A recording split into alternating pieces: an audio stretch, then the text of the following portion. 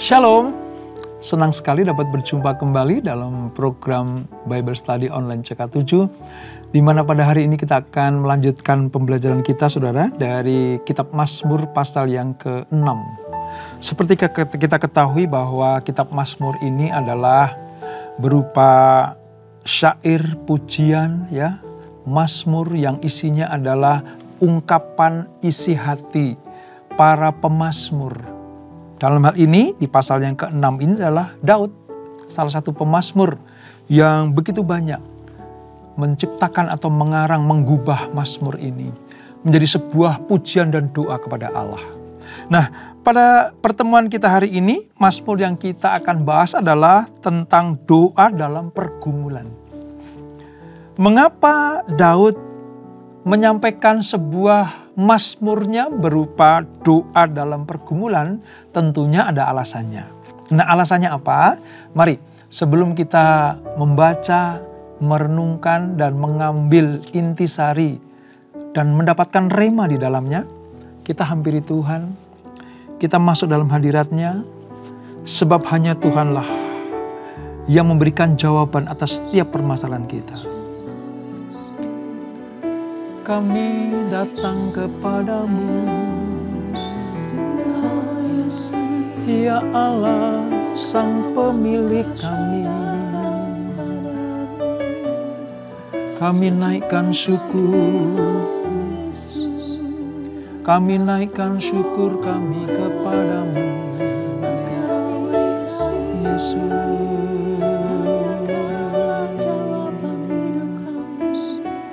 Hanya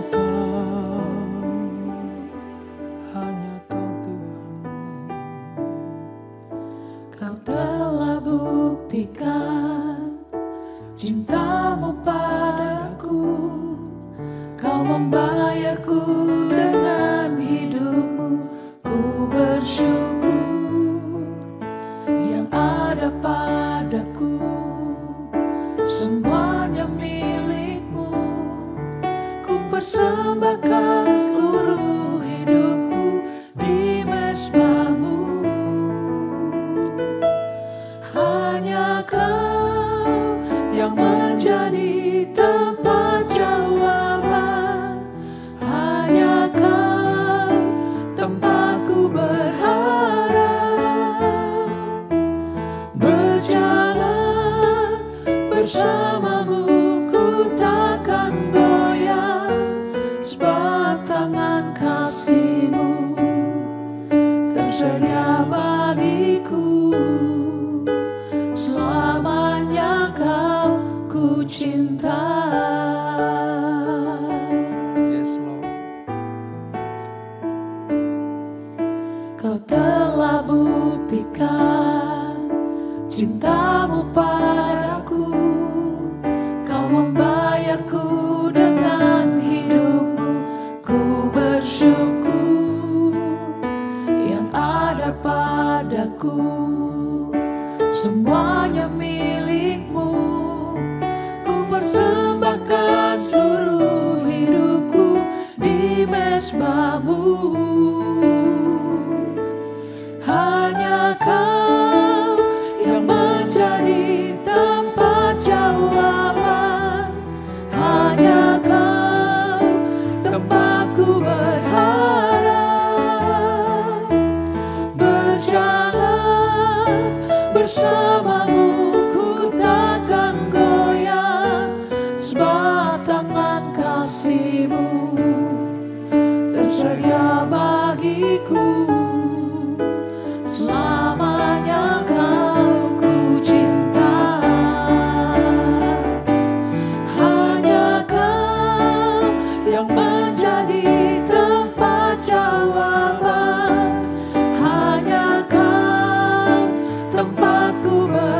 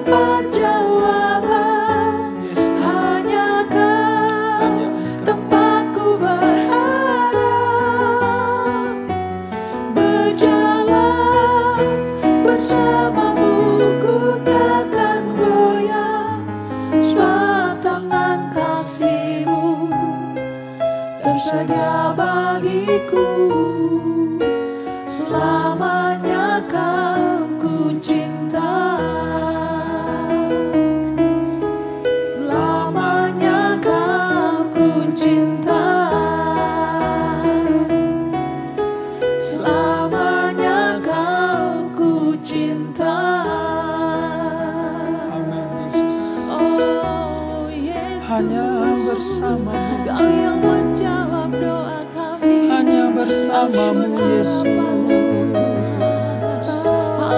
Selalu ada jawaban. Selamanya Kau Allah yang kami cinta. Sebab Kau tak pernah tinggalkan kami. Ora lara bayara lara bayara lara. Ora lara bayara lara bayara lara. Bila hati terasa berat, tak seorang pun mengerti bebanku. Ku tanya Yesus, apa yang harus ku buat? Dia berfirman, mari datanglah. Dia selalu pedulikan aku. Ku datang Yesus, Dia pikul segala bebanku. Sujud di altarnya, ku bawa hidupku. Ku terima anugerahnya. Dia ampuniku dan bebaskanku. Dia ubah hidupku, baharui hatiku.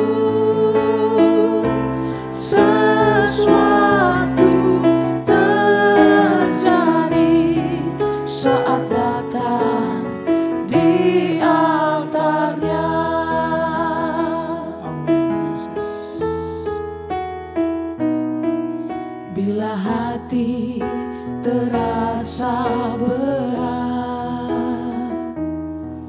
tak seorang pun mengerti bebanku. Ku tanya Yesus, apa yang harus ku buat? Dia berfirman, mari datanglah. Dia selalu pedulikan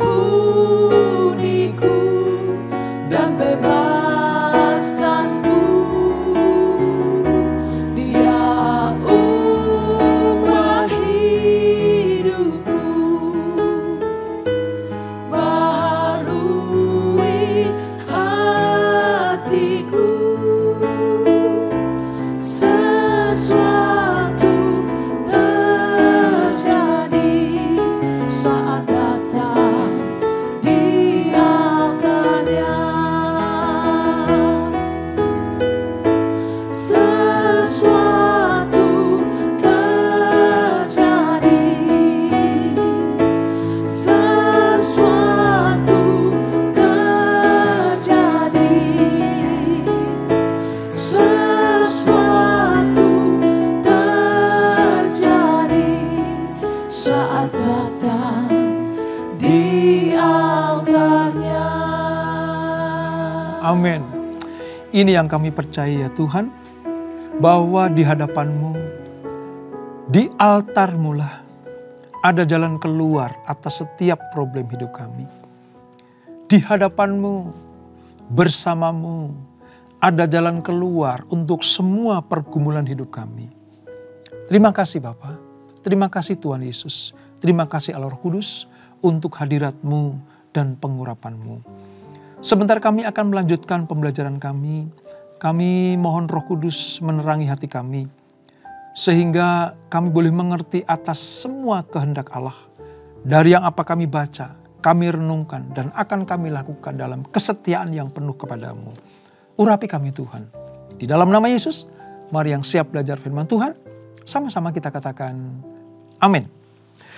Saudara, kita akan membaca dari Mazmur pasal yang ke-6, ada 11 ayat, bagaimana Daud di dalam menghadapi pergumulan hidupnya, dia datang kepada Tuhan dan berdoa, memohon anugerah, pertolongan, dan jalan keluar.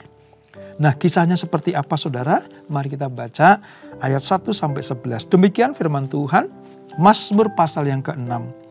Doa dalam pergumulan.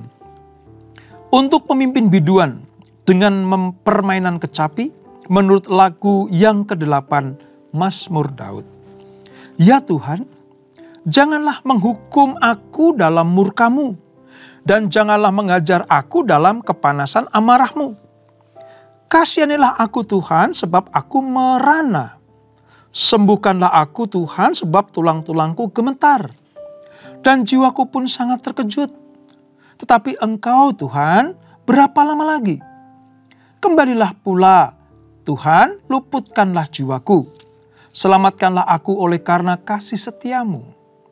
Sebab di dalam maut tidaklah orang ingat kepadamu. Siapakah yang akan bersyukur kepadamu di dalam dunia orang mati? Lesu aku karena mengeluh.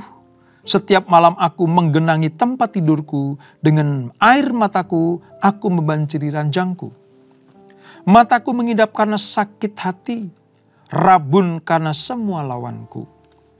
Menjauhlah daripadaku kamu sekalian yang melakukan kejahatan, sebab Tuhan telah mendengar tangisku. Tuhan telah mendengar permohonanku, Tuhan menerima doaku.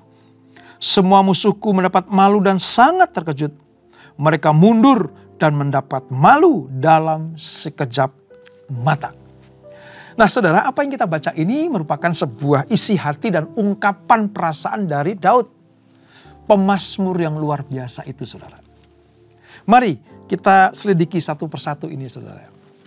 Mazmur ini merupakan salah satu dari 6 mazmur tentang pengakuan dosa sebenarnya. Walaupun pada pasal yang ke-6 ini dosa pemazmur atau dosa Daud itu sudah diungkapkan. Tetapi ini merupakan sebuah pergumulan. Ya. Ada beberapa mazmur saudara yang mengakui tentang dosa yang sudah dilakukan. Si pemazmur menyesal karena dosa. Misalnya Mazmur pasal yang ke-32.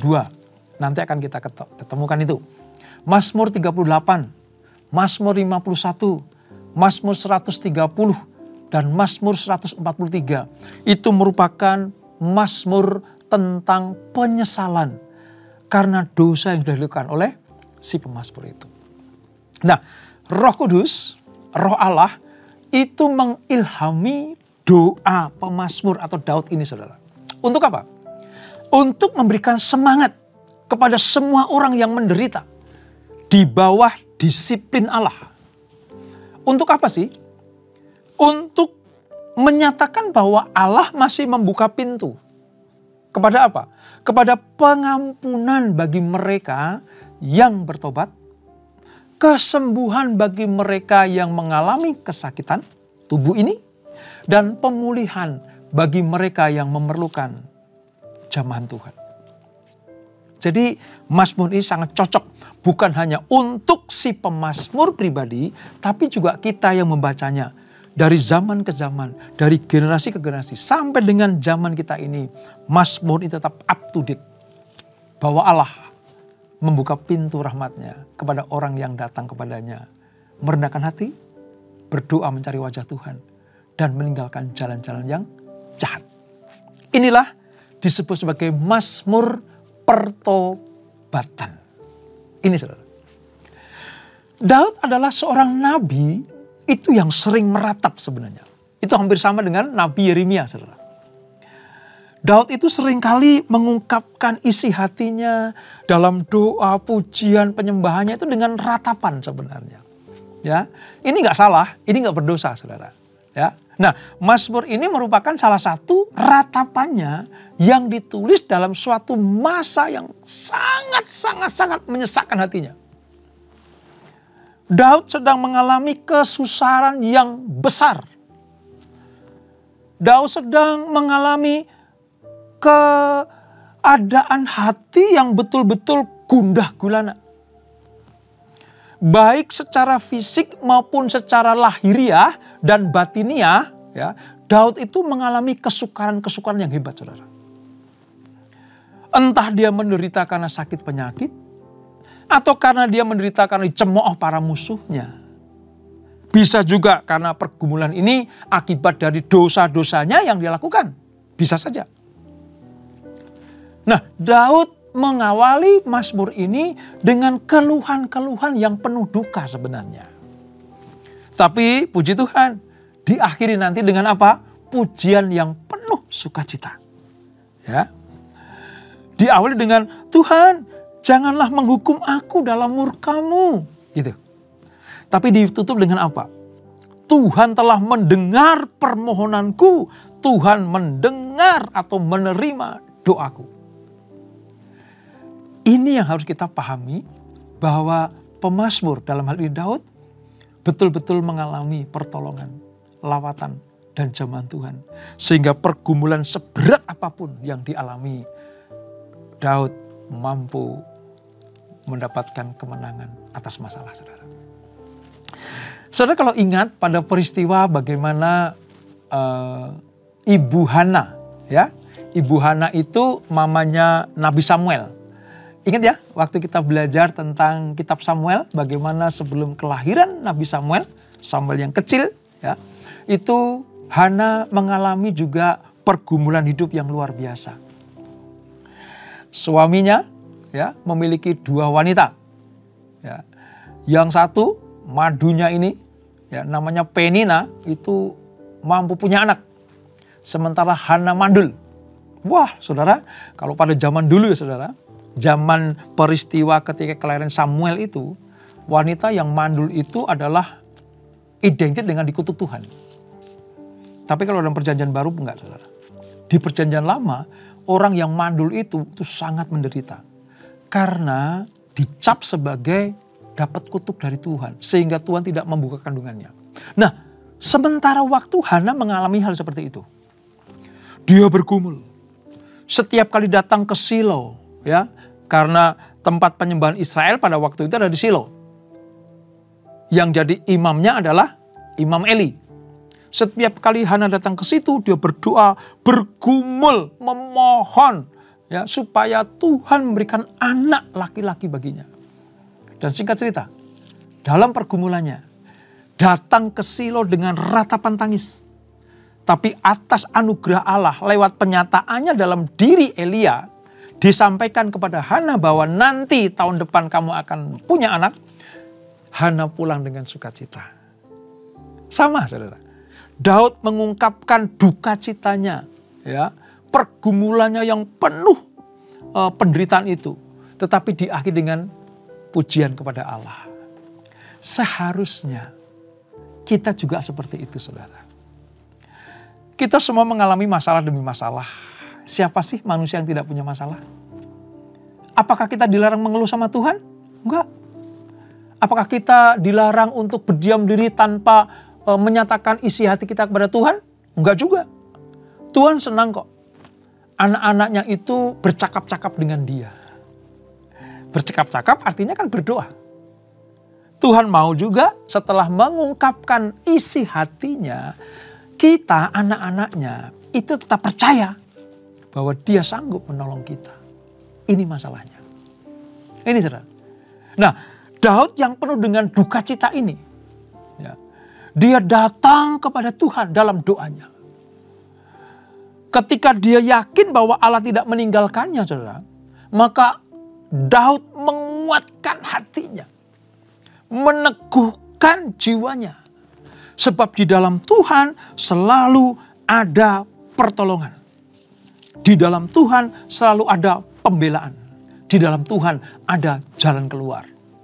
Ini mazmur pertobatan yang diakhiri dengan keyakinan bahwa Tuhan pasti mendengarkan doa-doanya. Nah, kalau kita sedikit belajar dari apa yang diungkapkan Daud, saudara. Sebenarnya Daud itu punya alasan, ya, mengapa dia mengungkapkan pergumulannya dalam doanya. Alasan yang pertama, Daud mungkin mengalami penyakit jasmani. Kita nggak tahu. Mungkin ada letih di dalam tubuhnya, bisa saja. Ya.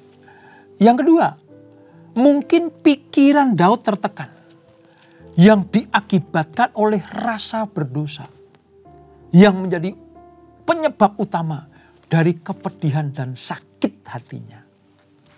Bisa saja.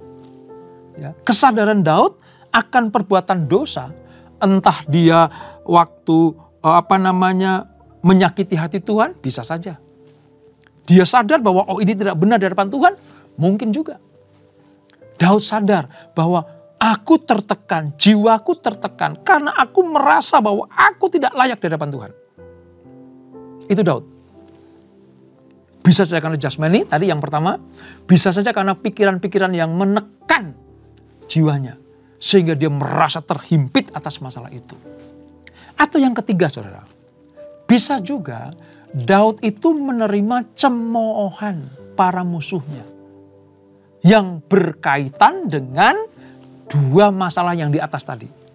Yaitu penyakit tubuhnya atau tekanan jiwanya. Musuhnya mencemooh dia. Kira-kira seperti itu. Jadi 3 alasan ini dibawa Daud kepada Tuhan. Ini loh Tuhan masalahku. Daud minta belas kasihan. Dengan berkata bahwa di ayat yang ketiga, kasihanilah aku ya Tuhan. Artinya Daud minta belas kasihan. Ini adalah pemberian ampunan dari Tuhan. Yang harusnya kita menerima hukuman, tetapi Daud minta belas kasihan. Kalau himpitanku, kalau pergumulanku ini karena aku berdosa di hadapanmu, turunkan belas kasihanmu ya Allah, dan ampunilah dosa-dosaku. Jangan sampai hukuman menimpa aku. Ini isi hati Daud dalam Mazmur pasal yang ke-6 ini. Itu tentang belas kasihan. Yang kedua, tentang kasih setia. Ya. Senada dengan kasih karunia, saudara. Pemberian kebaikan yang tidak dapat ditarik kembali. Allah sudah memberikan anugerah kepada Daud. Supaya apa? Janji Allah kepada Daud dan keturunannya itu digenapi. Makanya Daud menyatakan kasih setiamu. Di ayat 5 dikatakan seperti itu, saudara. Kembalilah pula Tuhan, luputkan jiwaku, selamatkanlah aku oleh karena kasih setiamu. Daud mengingatkan bagaimana Allah berjanji kepadanya bahwa dia akan menjadi penolong. Dia menjadi gembala. Dia menjadi pemimpin dalam hidupnya. Makanya Daud ingat akan hal itu. Tuhan, kembalikanlah kasih setiamu. Tuhan, ingat, luputkan aku dari masalahku ini. Selain mengingatkan tentang belas kasihan Tuhan, Daud juga mengingat tentang kasih setia Tuhan yang diucapkan Tuhan lewat janji-janjinya dan yang tidak bisa ditarik kembali itu. Itulah yang Daud mohon dari Tuhan saat ia sadar sedang menderita karena kesalahan dan dosanya. Pelajaran buat kita, saudara. Kalau Tuhan ingatkan, kalau Roh Kudus ingatkan buat kita semuanya, kamu menderita karena ada yang tidak beres dalam hidupmu tentang hubunganmu dengan Tuhan. Mari kita introspeksi diri, melihat ke dalam. Kita teliti satu demi satu, saudara. Apakah kita menyakiti hati Tuhan? Apakah Tuhan kecewa dengan tingkah laku kita? Apakah kita sudah menyimpang dari kehendak Tuhan? Kita keluar dari kebenaran yang Tuhan berikan buat kita. Kita keluar dari jalurnya Tuhan. Kalau Tuhan ingatkan itu, inilah doa yang patut kita teladani. Doa di dalam pergumulan. Supaya apa? Supaya Tuhan mencurahkan belas kasihannya dan menepati kasih setianya untuk memulihkan kita semuanya. Ini Daud, saudara. Daud itu yakin bahwa penderitaan entah itu fisik, ya, karena dia berkata begini, saudara, di ayat yang ketiga, tulang-tulangku gemetar. Itu bisa saja berbicara tentang sakit penyakit fisiknya, atau gambaran simbolis tentang suasana tekanan batinnya. Dia berkata begini di ayat 7 dan 8, air mata dan sakit hati. Oh, ini. Lesu aku karena mengeluh. Setiap malam aku menggenangi tempat tidurku. Dengan air mataku aku membanjiri ranjangku. Jadi kata air mata itu simbolis dari apa? Tentang tekanan batin. Manusia kalau jiwa dan batinnya tertekan, saudara, itu diungkapkan lewat keluarnya air mata. Tapi sebaliknya, kalau penuh sukacita, ada kegembiraan yang melampaui kekuatan manusia. Kadang air mata juga keluar. Nah, pada posisi ini, air mata ini berbicara tentang tekanan batin yang dialami oleh Daud. Semuanya yang dialami Daud ini dipercaya oleh dia sebagai sebuah apa? Sebuah keputusan Tuhan untuk memberikan pelajaran bagi Daud. Ini pelajaran buat Daud. Ya. Di satu sisi, keletihan tubuhnya bisa juga. Fisiknya lemah karena tekanan-tekanan, ya nggak tahu kita tekanan apa tentang fisiknya. Lalu yang kedua, tentang tekanan batinnya. Ditambah lagi apa? Ulah para musuh yang menertawakan keadaannya yang sedemikian terpuruk. Saudara, tidak jarang ya, kalau ada orang yang sedang terpuruk, sedang dididik Tuhan, sedang dihajar Tuhan, sedang diproses Tuhan, ada orang-orang sekelilingnya yang menambahi beban, saudara. Dengan apa? Mentertawakan. Mensyukuri, syukur lo kamu dihukum Tuhan, syukur lo kamu dihajar Tuhan. Itu kadang terjadi, saudara. Dan itu bagi si penderita, saudara, itu menambah beban. Sama persis seperti yang dialami Daud ini. Dia lagi dididik Tuhan, dia lagi ditegur Tuhan, dia lagi dihajar Tuhan. Orang-orang sekelilingnya itu mentertawakannya. Bahkan ada orang yang bilang syukur loh gitu. Bukankah ini menambahi beratnya tekanan, saudara? Makanya satu-satunya jalan adalah datang kepada Tuhan. Mungkin kita mengalami hal yang sama seperti yang dialami Daud. Jangan lari kemana-mana, saudara. Datang kepada Tuhan.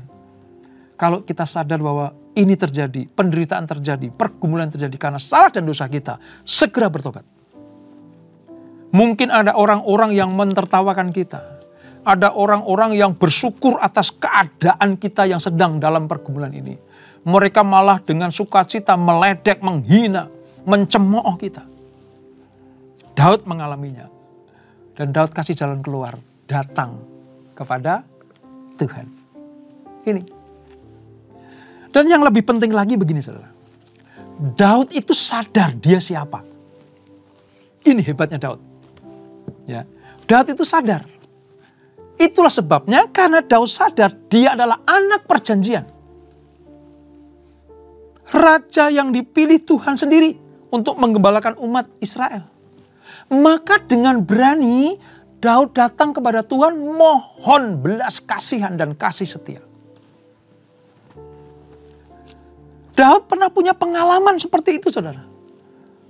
Makanya dikatakan kembalikan pula ya Tuhan. Kembalilah pula Tuhan. Karena kasih setiamu di ayat 5 tadi. Artinya Tuhan pernah menolong Daud. Tuhan pernah memberikan kasih karunia. Memberikan sebuah belas kasihan kepada Daud. Daud ingat akan hal itu. Maka Daud berkata, aku sedang menghadapi permasalahan dan pergumulan Tuhan. Aku ingat pernah kau tolong. Aku pernah mendapatkan belas kasihanmu. Sekarang Tuhan kembalikanlah itu kepadaku. Lakukan hal yang sama ya Tuhan. Seperti yang aku terima sejak dulu kala. Doa seperti ini, permohonan seperti ini hanya dapat dilakukan kalau si pendoa, si pemohon sadar kedudukannya di hadapan Tuhan itu siapa. Daud anak perjanjian. Daud orang pilihan Tuhan. Demikian pula dengan kita saudara. Kalau kita sadar bahwa kita ini adalah anak-anak Tuhan. Umat perjanjian. Milik kepunyaan Allah. Ya kita dididik. Ya kita dihajar Tuhan kalau kita salah dan berdosa. Tapi ingat. Posisi kita adalah anak. Dia adalah Bapa kita. Maka datang kepada dia. Minta belas kasihan. Dan kasih setianya. Dan saya mau katakan saudara. Dalam kekudusannya. Sekalipun Allah menghukum umatnya. Itu hukuman dijadikan sebagai alat. Supaya anak-anaknya bertobat. Dan mengalami pemulihan. Sebab dengan pengampunan dari Tuhan. Maka kita dilayakkan kembali punya hubungan yang indah dengan Tuhan. Dengan pemulihan kesembuhan, pemulihan ekonomi, pemulihan kita sebagai anak-anak Tuhan, maka kita akan mendapatkan anugerah yang luar biasa. Dan Daud yakin Tuhan pasti mengampuni dia. Wah, ini sebuah pengakuan iman saudara sebenarnya. Mazmur pertobatan yang diakhiri dengan pengakuan iman bahwa Tuhan pasti mengampuni aku. Sebab niat Daud itu serius benar mau bertobat. Sebab keinginan Daud itu nyata benar mau dipulihkan. Dan mau hidup benar di hadapan Allah. Kepada orang yang seperti itu Allah tidak akan pernah menunda-nunda kasih setianya. Kepada orang atau anak-anak yang seperti itu Allah tidak pernah menyembunyikan belas kasihannya. Dia segera akan menolong kita. Oleh sebab itu saudara, kalau kita menghadapi pergumulan, ayo buka Mazmur pasal yang ke-6 ini. Ini memberikan wawasan yang sehat tentang apa saudara? Tentang bagaimana iman dan pergumulan itu dapat berjalan bersama-sama untuk menggapai kemenangan demi kemenangan. Dari Mazmur ini kita mengerti bahwa pengalaman iman yang diizinkan Tuhan untuk kita jalani. Entah itu dalam lembah duka cita, dalam keadaan meratap, atau bahkan mengeluh karena keadaan. Allah tidak pernah membiarkan anak-anaknya tetap tinggal di dalam penderitaan. Semua ratap dan keluhan Daud ini saudara, ditujukan kepada Allah langsung. Ini bukan bentuk kekurangan ajaran Daud. Ini bukan karena Daud meremehkan Tuhan. Justru Daud menghormati Tuhan karena dia tahu satu-satunya jalan keluar hanya di dalam Tuhan.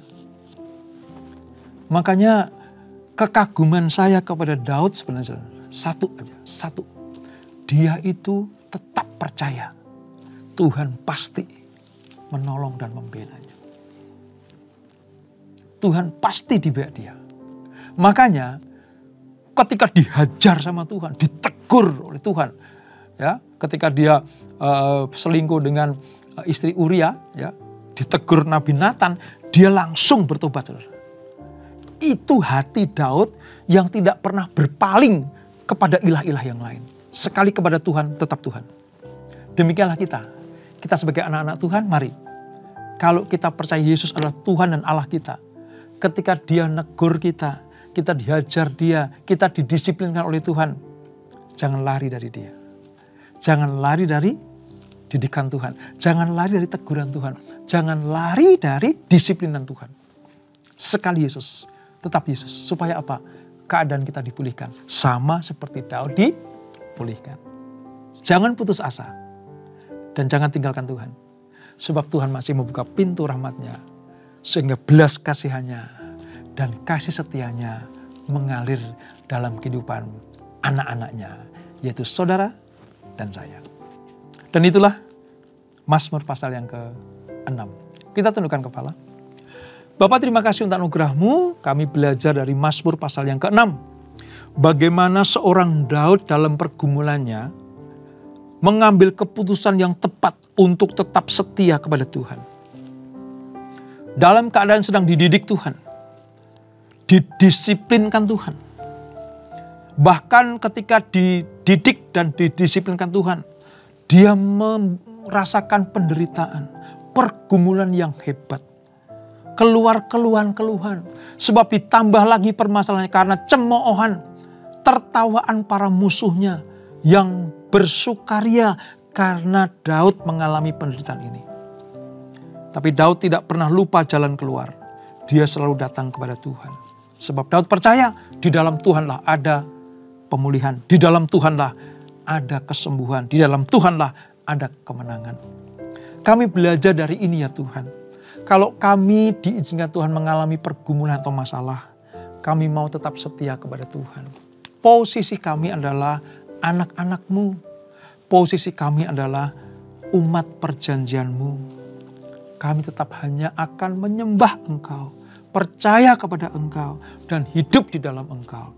Supaya ketika kami mengalami pergumulan, kami tampil sebagai pemenang. Terima kasih Bapak, berkati anak-anak-Mu, berkati kami semuanya. Sebelum kami berpisah, kami siapkan hati kami terima berkat yang daripada-Mu. Kekasih Kristus, arahkan hatimu kepada Tuhan. Terimalah berkat kasih anugerah dari Allah Bapa yang berlimpah-limpah di dalam Anaknya yang tunggal Tuhan Yesus Kristus. Dan persekutuan yang manis dan Roh Kudus menyertai kita semuanya. Mulai saat ini sampai Maranatha. Yesus datang yang kedua kali menjemput kita semuanya. Bertemu di awan-awan yang permai. Menikmati kemuliaan kekal sampai selama-lamanya. Yang diberkati, sama-sama katakan amin. Tuhan Yesus memberkati.